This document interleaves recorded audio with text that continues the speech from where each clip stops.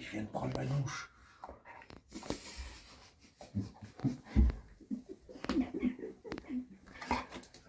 Alors, hier, j'ai logé chez Dieter, un Allemand de 70 ans qui est installé ici depuis quelques années et qui est quelqu'un d'assez extraordinaire. On a bien papoté tous les deux. Alors, comme on a déjeuné tôt ce matin, eh ben, il est tôt. Et donc, je vais arriver tôt. Il y a à peu près 20 km. Il y a un petit vent d'ouest ce matin qui est un peu frisqué. J'ai remis mon bonnet de nuit, que je ne tarderai pas à enlever d'ici une heure, quand le soleil aura fait son apparition.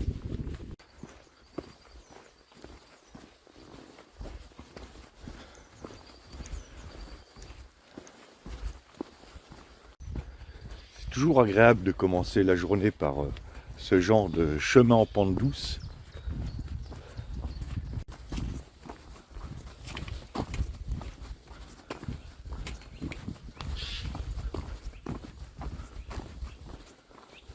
Là, pour l'instant, c'est plus sympa que ces champs à perte de vue.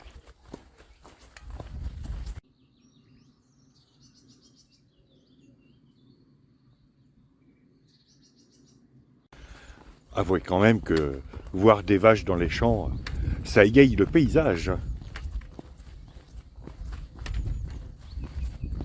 J'arrive à Castelnau-sur-Lovignon, qui est un village fortifié du Xe siècle, qui a été reconstruit après la Seconde Guerre mondiale parce qu'il a été détruit. Et pour la reconstruction de ce village après la guerre, ce sont les pierres des ruines du château qui sont en face qui ont été utilisées. Et le plan d'origine du Xe siècle a été conservé. Plan en navette typique des villages qui sont construits sur les éperons rocheux.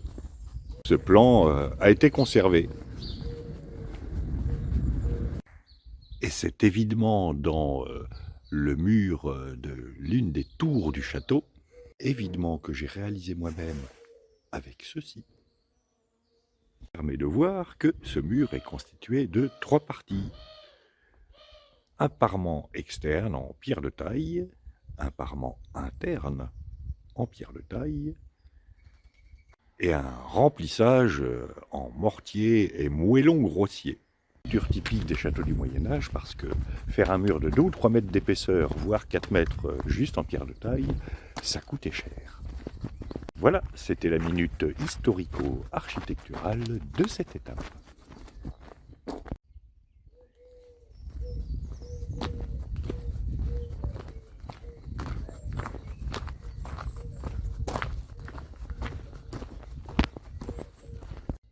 Lavandière, lavandier, regarde dans l'eau une recette secrète et voilée par l'écume. Pour la découvrir, prends la balayette et frotte. C'est marqué sur le petit panneau à droite. Mais je n'ai pas de balayette. Je vais prendre de l'herbe.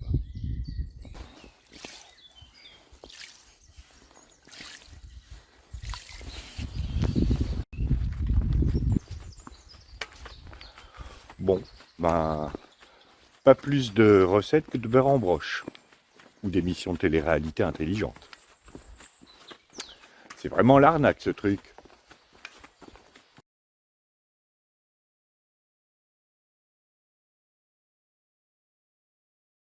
Trouvez mes bornes. Vous savez, les bornes d'avant-hier qui délimitent les parcelles. Eh ben, je les ai retrouvées. Il y en a une là. Et il y en a une là. Oh ben, je suis content. Quand même, depuis avant-hier, ça fait une grosse parcelle. Je me demande si ce sont les bonnes bornes. Voilà, c'était la minute n'importe quoi de cette étape.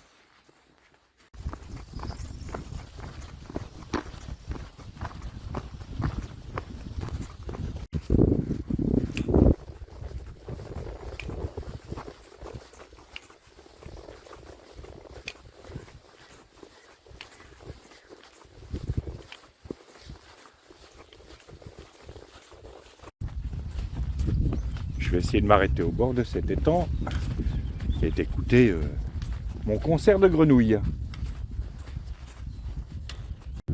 Je suis entré dans le pays de l'Armagnac, dont on voit les vignes derrière moi. Enfin, ce ne sont pas les vignes qui produisent directement à l'Armagnac, hein, entendons-nous bien. Ce serait bien pratique pourtant. L'Armagnac est une eau-de-vie produite par la distillation de vin blanc sec. Voilà, c'était la minute alcool de nos terroirs de cette étape.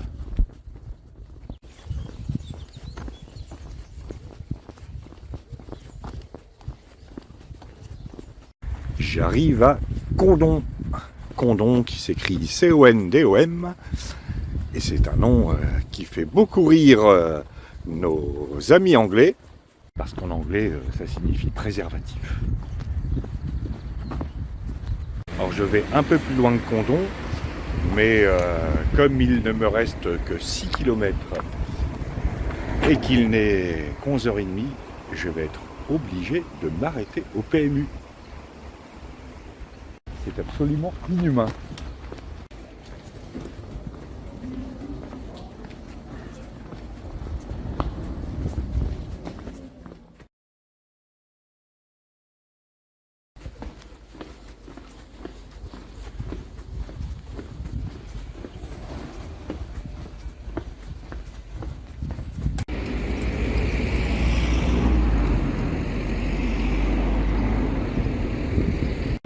Devinez quel est le nom de la rivière qui traverse Condom?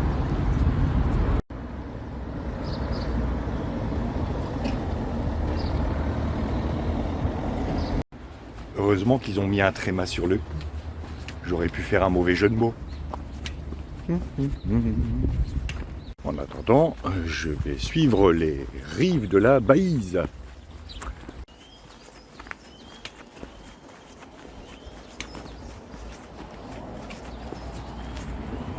Ces 5 derniers kilomètres sur une route départementale sont on ne peut plus monotones. Ah bah quand même, je crois percevoir là-bas l'arrêt Cingle. À vue de nez à 2 km à peu près.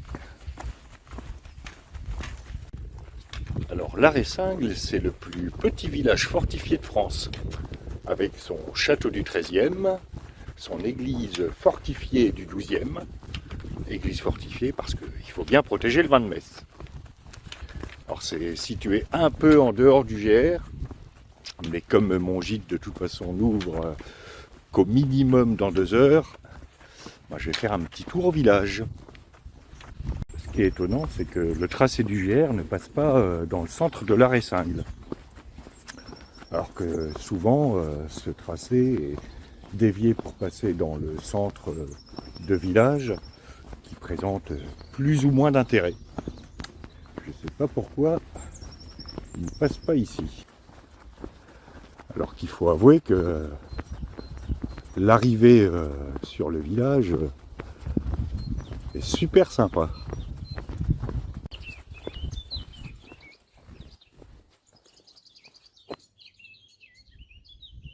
Ah, vraiment sympa. Et là, il y a un camp de siège médiéval où on peut tirer à la catapulte. Oh. Il y allait tout à l'heure si c'est ouvert.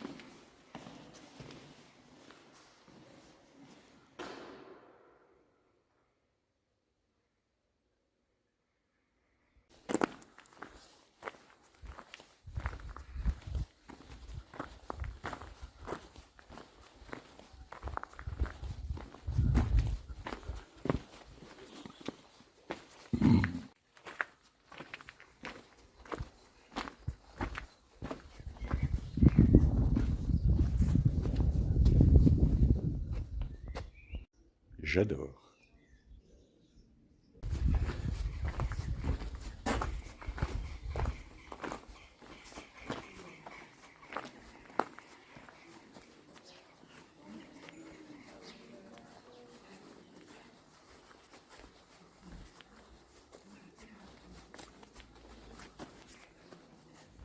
Allons voir les engins de siège. J'aime bien ça.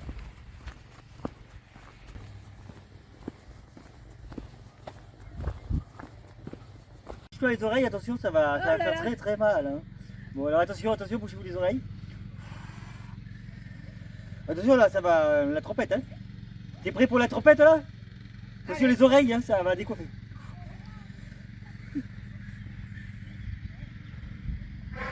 Ah ben ça marche pas. Mais qu'est-ce qui se passe? Oh mais regarde c'est creux, vas-y mets la main dedans. Vas-y. Alors.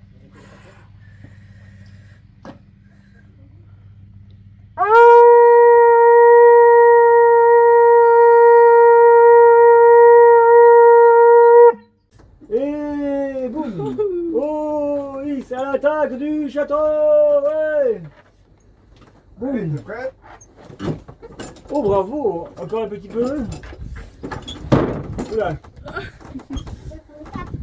C'est la minute hamster de l'étape. Voilà.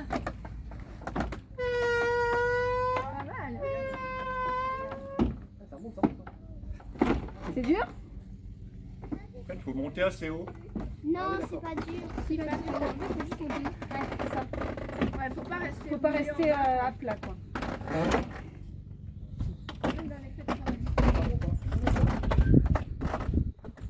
C'est le poids du corps en fait qui fait que ça tourne. Ah, ça monte.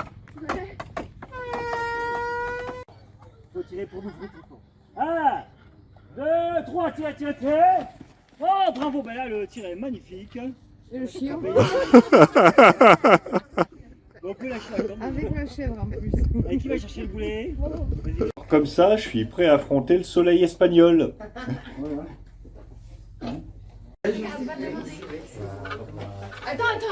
C'est pas étudié pour les lunettes de soleil. Hein. Attends, on va te mettre le casque. Bon, il est 4h30, il va être temps que je rejoigne mon gîte. J'ai passé l'après-midi au camp médiéval, où je me suis bien amusé. Et l'animateur était super, il fait des blagues aussi nulles que les miennes. C'est un type bien.